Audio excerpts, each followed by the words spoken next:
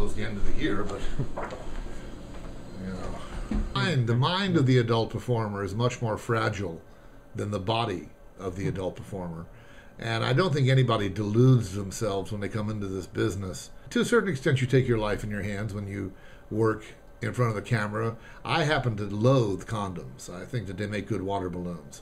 Would you go see people playing soccer with a red rubber ball? Think about it. Instead of the hard ball that they kick. You're not going to go to the Coliseum to see the gladiators using foam swords, are you? I don't think the Coliseum would have done very well, and had the paper lions been running around out there, that wouldn't have done well either.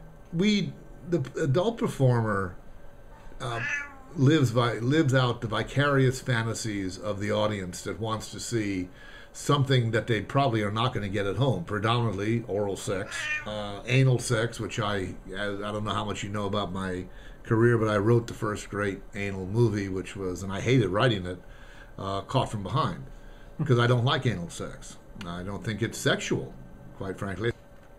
But again, the HIV outbreaks, and there have been a series of them since going back to essentially 1988, begin with a man named John Holmes.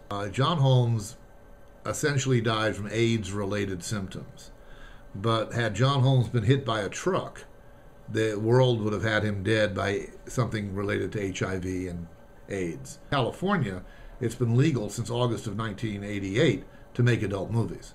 We're the only state in the union, by the way, where you're legally able to make adult movies. We basically are an entertainment, and we first and foremost, we have to entertain you before we arouse you, because the mind, which is the most powerful sexual tool in your body, is not going to get aroused unless it gets interested.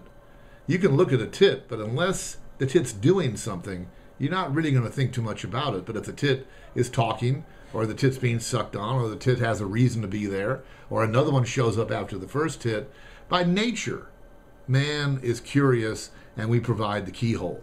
And you do know my most famous of all my quotes: in a society that is drug-infested, violence-racked, and polluted by chemical greed, no one's ever died from an overdose of pornography. Do you honestly believe heterosexual cases, do you honestly believe, have taken place in the X-rated industry since '88? How many do you think? Heterosexual, 20, approximately. Okay.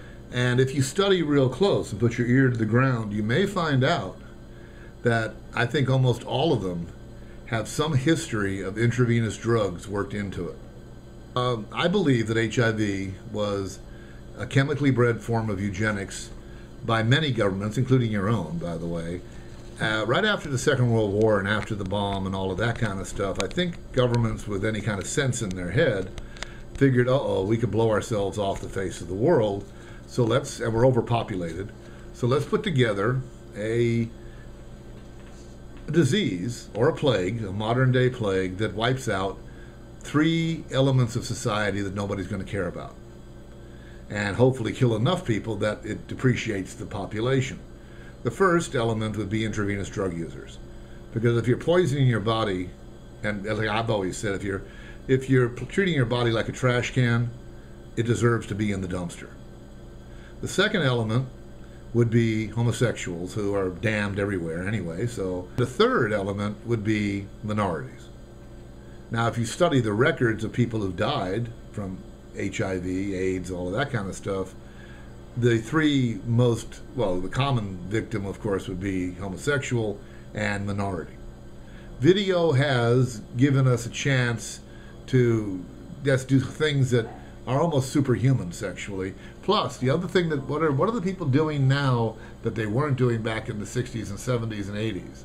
They're taking Viagra, they're taking Cialis, they're shooting stuff into their dick to keep it hard. And I don't think the dick wants that to be. I don't think you should cheat Mother Nature for very long before Mother Nature rebels.